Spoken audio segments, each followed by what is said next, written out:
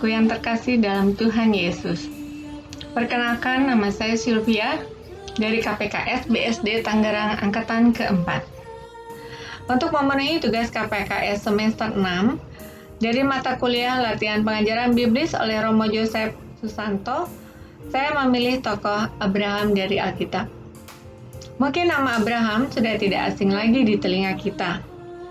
Namun, apakah kita sudah mengenal benar siapa Abraham? Sekarang saya akan mengajak saudara mengenal lebih jauh mengapa Allah sangat mengasihi Abraham. Abraham terkenal sebagai bapa orang beriman. Juga sikapnya yang utama selalu taat kepada Allah. Kisah Abraham saya ambil dari kitab Kejadian bab 12 sampai dengan 22. Cerita Abraham dimulai ketika Allah memanggil Abraham untuk keluar dari negerinya. Kejadian 12 ayat 1 bunyinya, "Berfirmanlah Tuhan kepada Abram, pergilah dari negerimu dan dari sanak saudaramu dan dari rumah bapamu ini ke negeri yang akan kutunjukkan kepadamu." Abraham dipanggil Allah dari Mesopotamia, yaitu tepatnya di kota Haran, pergi ke negeri tanah Kanaan. Saat itu Abraham berusia 75 tahun. Saudaraku, Allah menjanjikan Abraham mempunyai keturunan yang banyak seperti bintang-bintang di langit. Kita bisa baca di Kejadian 15 ayat 5 sampai 6. Lalu Tuhan membawa Abram keluar serta berfirman, "Coba lihat ke langit, hitunglah bintang-bintang jika engkau dapat menghitungnya." Maka firman-Nya kepadanya, "Demikianlah banyaknya nanti keturunanmu." Di ayat ke-6, "Lalu percayalah Abram kepada Tuhan, maka Tuhan memperhitungkan hal itu kepadanya sebagai kebenaran."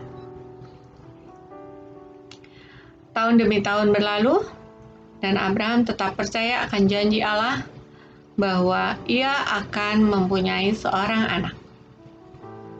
Bagi manusia, hal ini adalah sesuatu yang mustahil. Tidak mungkin terjadi, tapi bagi Allah adalah mungkin. Janji Allah nyata ketika Abraham berusia 100 tahun. Lahirlah Ishak dari Sarah istrinya.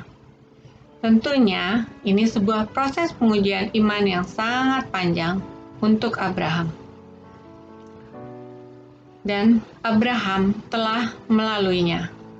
Itulah mengapa Abraham dikatakan bapa orang beriman. Pengujian kepada Abraham belumlah berakhir. Setelah Abraham bersabar untuk mendapatkan anak, Abraham mendapat ujian kembali dari Allah, yaitu Allah meminta Abraham untuk menyerahkan anaknya yang tunggal. Apa artinya? Artinya, Abraham harus membunuh anaknya sendiri. Allah telah memberikan seorang anak dan Allah juga yang memintanya kembali. Walaupun dengan berat hati, Abraham tetap melakukannya. Abraham tetap taat kepada Allah. Mari kita saksikan cerita tentang pergulatan Abraham saat mempersembahkan Ishak sebagai kurban dalam buah film. Ayah, Iya, putraku. api dan kayunya sudah ada. Tapi di mana anak domba yang akan dikorbankan? Tuhan sendiri yang akan menyediakan anak domba itu. Ayah. Ayah.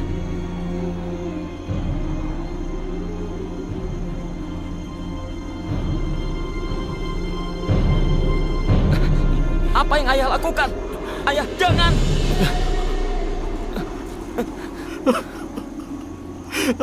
Ishak,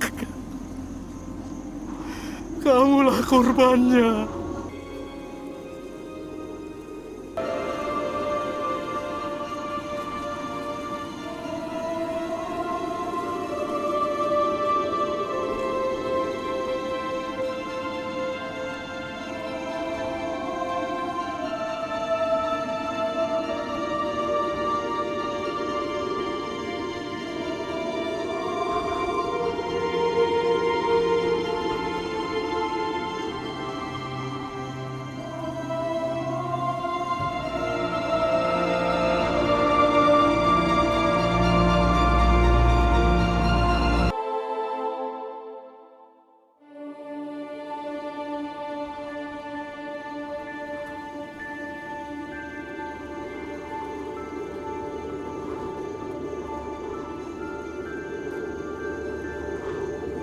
Allahku.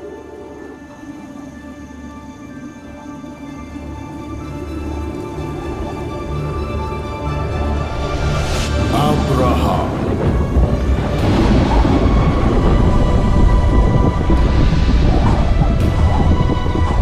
Abraham. Abraham. Ini aku. Jangan kau arahkan lagi tanganmu pada putramu. Jangan kau apa-apakan dia. Sekarang aku tahu bahwa kau takut pada Tuhan, karena tidak menolak untuk menyerahkan anakmu satu-satunya, kepadaku. Saudaraku, Abraham sangat disenangi oleh Allah, karena Abraham telah membuktikan ketaatannya kepada Allah. Ia lebih takut kepada Allah daripada melakukan kehendaknya sendiri, sehingga Allah memberikan seekor domba sebagai gantinya. Marilah kita belajar 3 hal dari Abraham. Yang pertama, percaya. Percaya akan rencananya meskipun kita belum mengerti. Yang kedua, kesabaran. Belajarlah bersabar menunggu waktu Tuhan. Kita tidak bisa bertanya berapa lama atau sampai kapan. Yang ketiga adalah ketaatan. Meskipun hati tidak mau melakukan, tapi lebih baik kita mendahulukan kehendak Allah, menyenangkan hatinya, belajar taat. Kita pun pernah mengalami seperti Abraham. Saat kita menanti sesuatu yang tak kunjung tiba, apakah kita bersungut-sungut, marah, menjadi kecewa, dan meninggalkan Allah? Ingatlah Abraham. Ia pernah menanti waktu yang sangat lama, dan ia tetap bersabar, tetap percaya kepada Allah. Waktu kita bukanlah waktu Tuhan. Memang kita selalu ingin serba instan, serba cepat mendapat jawabannya. Namun dengan menunggu waktu, kita melewati proses. Iman kita diuji, apakah kita mau terus mengandalkan Tuhan atau meninggalkan Tuhan. Setiap tantangan membuat kita menjadi pribadi yang kuat, yang tidak mudah putus asa, dan bisa melihat kebaikan Allah dari setiap peristiwa yang kita hadapi. Sehingga karya Allah, yaitu penyelenggaraan ilahi, bisa terjadi. Taat kepada Allah adalah suatu keharusan sebagai anak Allah. Kehendak Allah tidaklah mudah untuk kita lakukan. Misalnya, Allah ingin kita mengampuni sesama kita yang menyakiti hati kita. Apakah kita bisa? Belajarlah dari Abraham, mengalahkan ego kedagingan kita, dan mengikuti apa yang menjadi kehendak Allah. Maka kita akan mengalami kehadiran Tuhan yang membawa kebahagiaan. Yohanes 14 ayat 21.